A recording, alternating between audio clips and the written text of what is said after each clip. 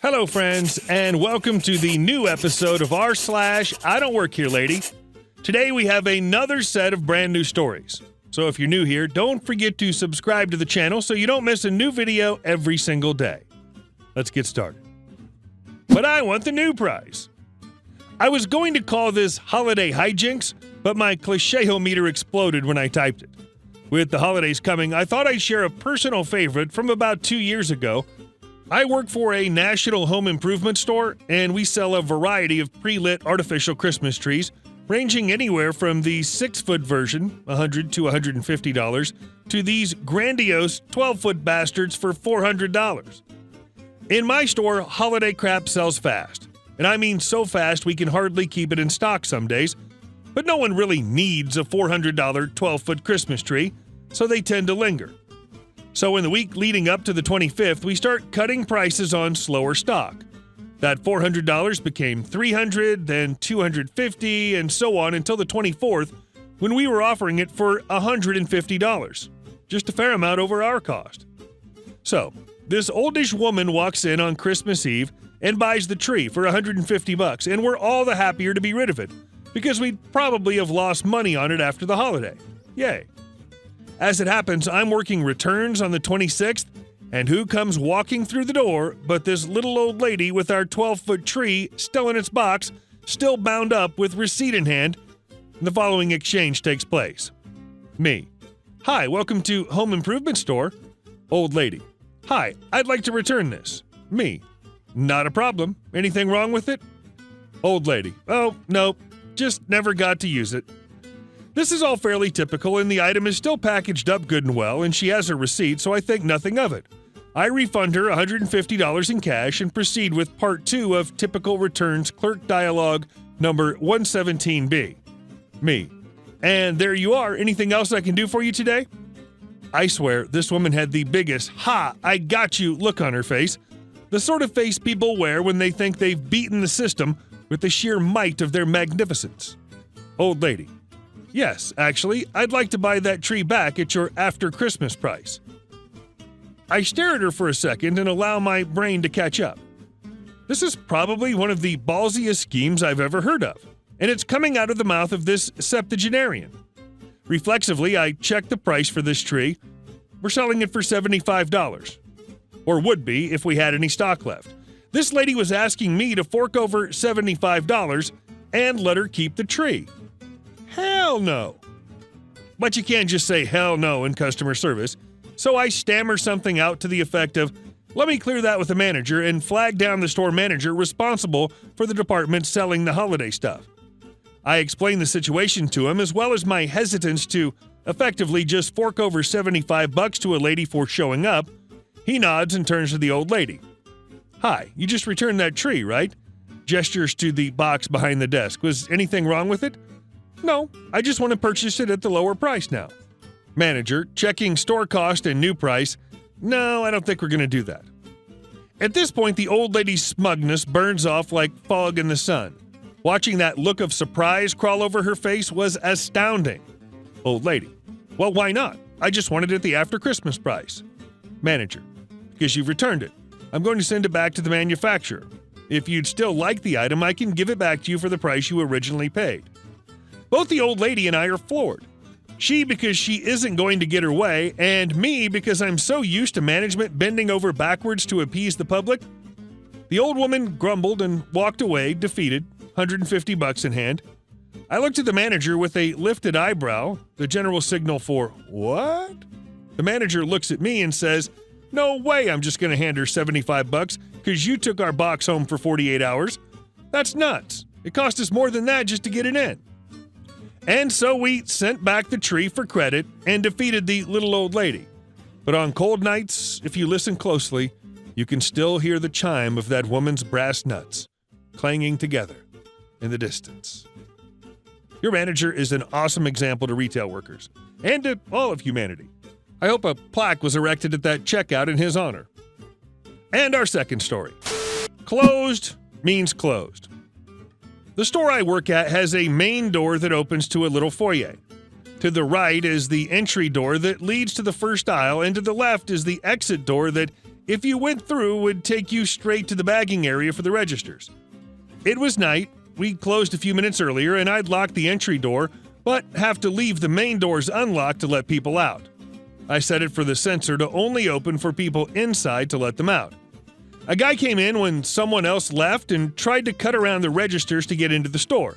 I happened to be up front, so I called out to him, "Sorry, sir, we're closed." This guy looked at me and just kept walking. "I just need one thing." "Nope, sorry, we're closed. I can't let anyone in." "Guy's almost to the first aisle now. I just need some wine, so I'm just going to grab it. We'll see what happens." Nope, that tone doesn't fly after closing. Me walking towards him to meet him at the first aisle. I can tell you what'll happen. No one will ring you up for that, and if you don't leave, I'll call the cops. Now, was it a little drastic to threaten that? Maybe. But it was clear he had no respect for me, so maybe he'd respect the consequences. It finally did stop him in his tracks. Why? Because we're closed. This is private property. You've been asked to leave, and now you're trespassing. What? I'm a customer. And we're closed. The guy pointed to some people that were at the registers being rung up. "You still have people in here?" "Yup, they got here before we closed." At this point, one of my coworkers had wandered up to see what was going on. Guy: "That's not right. I just need some wine and you threaten to call the cops?" Me: "Yes, because we're closed." Guy: "Well, what if I asked that guy," pointing to a customer in line, "to buy my wine? Would you have a problem with that?" I didn't want to go down that rabbit hole and just said, "I would have a problem with you still being in the store when you've been asked to leave several times now." The guy had walked closer to me and was just a couple of feet away, but did keep gesturing with his arms kind of aggressively. To me, he was just mad, but he was also a good deal bigger than me and being very loud. My coworker, either just PO'd that the guy was being a jerk or trying to protect me, stepped between us. Coworker: "She said we're closed. Get the hell out." Oh, crap. The guy started waving his hands in my coworker's face. "Or what? You gonna call the cops?" Coworker: "Yeah, we are." The guy faced my coworker more straight on than he had with me, and I thought it might turn bad, so I stepped back in the middle and shook my head at my coworker. I pretended my coworker wasn't there and just addressed the guy, hoping he would do the same and ignore my coworker. Guy: "I want to talk to the manager." I raised my hand in a meek wave and said, "Hi." The guy looked confused and frustrated. I started to walk slowly towards the door with an open hand to the customer, sort of leading/inviting him to follow me. Me: "We're closed, and you've been asked to leave. How this continues is up to you. I don't think some wine is worth dealing with the cops." The guy looked at me and started to follow. "This isn't right. I'm a customer and I want to make a purchase. This isn't how you should run a store. This is terrible service." Me: "I get that. But we're closed, and it's company policy that once it's 9, we can't let anyone else in. It's just a security issue. If this was my store, I wouldn't do that. That policy's wrong. You can't treat customers that way." Well, it's not my store. I don't make the rules, but I gotta follow them. We were finally at the door at this point, and he was still being loud, but was at least almost out. Guy: "I'm gonna call corporate, and you'll see. You're wrong. You can't do this. This isn't how you treat customers. What's your name? I'm gonna tell them what you did to me." Me: "All right, you can get the phone number from our website. My name is wrong. If they change the policy, then I'll follow the new policy, but until then, I have to follow this policy."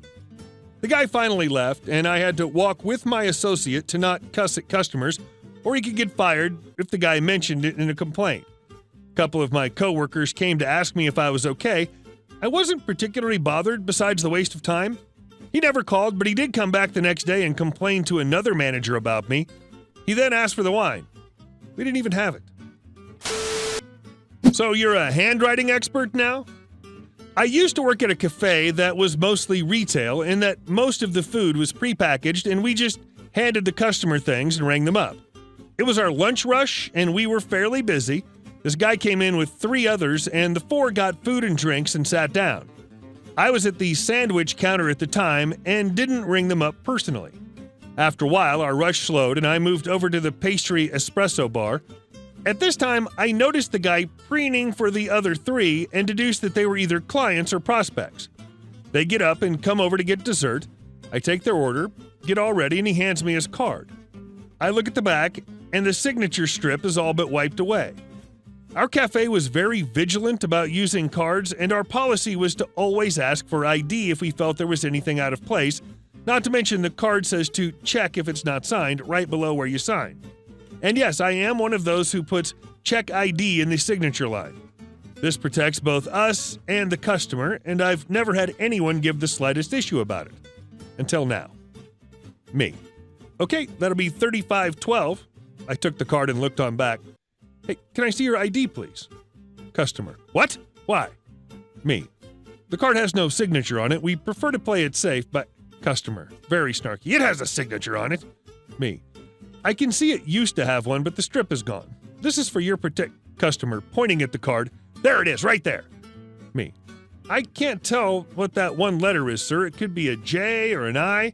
Customer. Oh, so you're a handwriting expert now? You some kind of handwriting expert? Now, I must add that my boss and I had become friends at this point, and he'd said before that he trusted me at the counter. So if I said or did something that drew attention or criticism, there was probably a reason for it. And it was usually justified. I'd been all but nice and was trying to keep this blowhard's money safe, and he wants to get she-atty with me? When he said that crap about being a handwriting expert, he flipped my switch. Me. Leaning slightly forward and giving the death glare. No, I'm the one who's going to decide whether or not you can use this card. Customer. Realizing he's checkmated and visibly deflates, grumbling something, he pulls out his ID. His buddies are snickering behind his back. As a performer, I could keep from losing it because of them, but it was hard not to laugh when he went for his ID. Me. Bright and happy again. Here's your receipt. Thank you so much for your support, and enjoy. Nothing funnier than someone getting mad at you for trying to help them stay safe. It was folks like that made me swear to never ever go back to any retail/customer service work. I'd rather be homeless. Hey guys, thank you for watching the video to the end, and I'll see you in the next one.